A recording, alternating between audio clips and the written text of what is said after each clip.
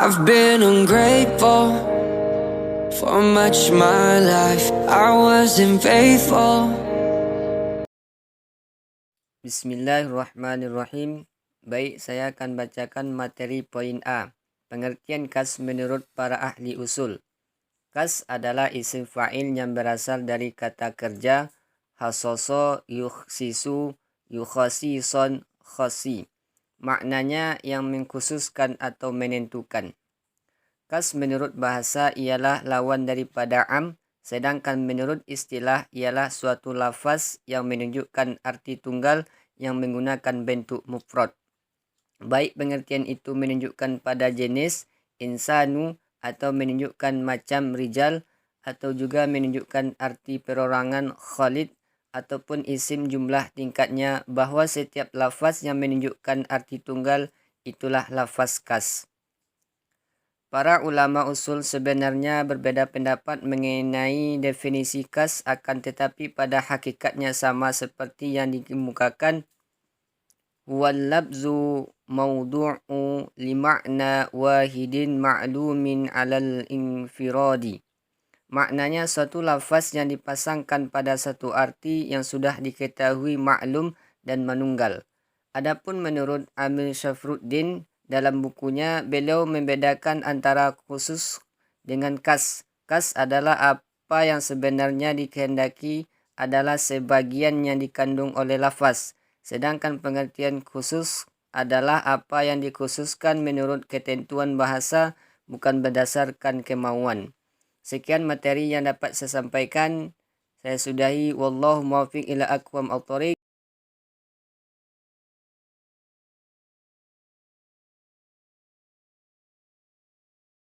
Baiklah, selanjutnya materi yang kedua yaitu beberapa ketentuan yang berkaitan dengan lafaz kos.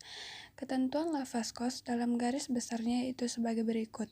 Yang pertama, bila lafaz kos lahir dalam bentuk nasyara atau teks hukum, maka ia menunjukkan hal yang pasti dan meyakinkan, seperti dalam Quran Surat Al-Ma'idah ayat 89, yang artinya, maka kafarohnya adalah memberi makan 10 orang miskin. Oleh karena itu, hukum yang pasti dalam ayat tersebut adalah memberi makan 10 orang miskin, tidak kurang atau lebih. Yang kedua, bila ada dalil yang menghendaki pemahaman lain dari lafaz kos itu, maka dapat dialihkan kepada yang dikehendakinya. Seperti sabda Nabi Shallallahu Alaihi Wasallam yang artinya, untuk setiap 40 ekor kambing, zakatnya 1 ekor kambing. Oleh ulama Hanafi, ditakwilkan kepada yang lebih umum, yang mencakup kambing dan nilai harganya. Yang ketiga, bila dalam suatu kasus hukumnya bersifat am dan kasus lain ditemukan hukum yang khusus, maka lafaz kos itu menjelaskan kepada sebagian atau afradnya, individu-individunya, seperti di dalam Quran Surat Al-Baqarah ayat 228.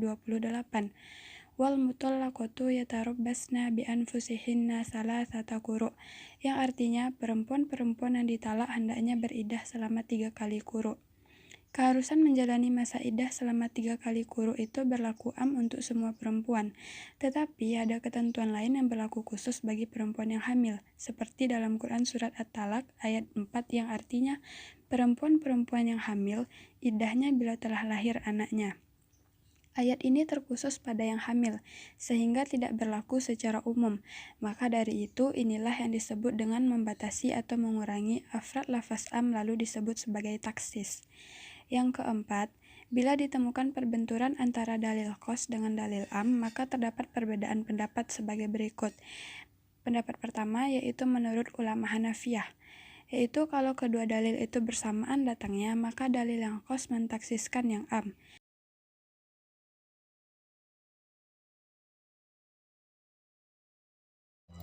Baiklah, materi ketiga yaitu pengertian taksis menurut para ahli usul.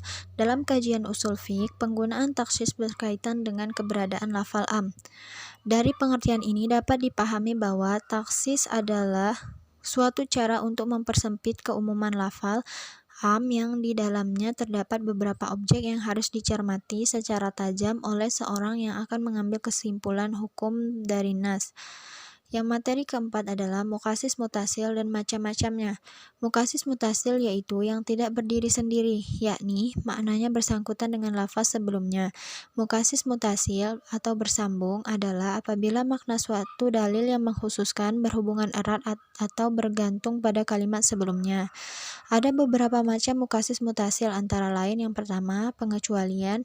Contoh dalam firman Allah Quran Surat Al-Asr yang artinya, sesungguhnya manusia itu benar-benar berada dalam kerugian, kecuali orang-orang yang beriman dan beramal soleh.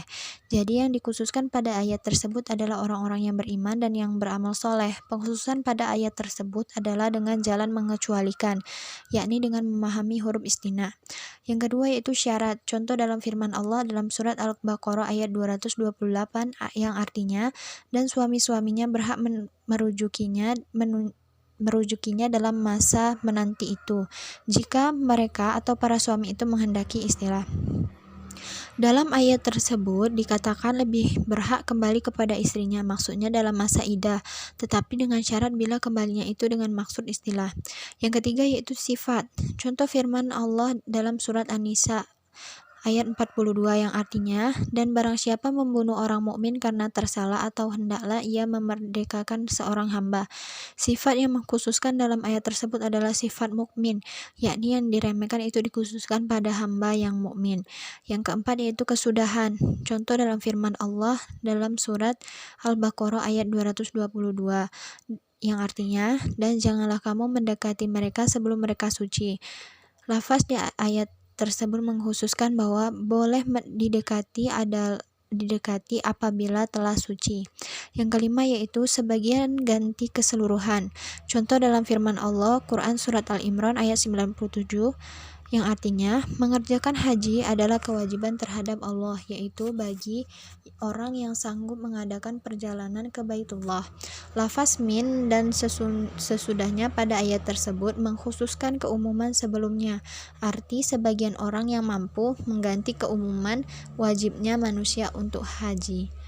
Assalamualaikum warahmatullahi wabarakatuh. Baiklah, kita lanjut untuk materi selanjutnya, yaitu mengenai macam-macam taksis. Terkait macam-macam taksis, ini dapat kita bagi menjadi dua macam. Yang pertama, taksis muttasil atau langsung. Yang kedua, taksis munfasil atau tidak langsung. Taksis muttasil atau langsung yakni antara lafaz yang umum atau am langsung disambung dengan lafaz yang mentaksisnya, di mana taksis itu terjadi dalam satu kalimat yang sama. Kemudian taksis munfasil atau tidak langsung, yakni taksis yang berada dalam kalimat yang lain atau terpisah.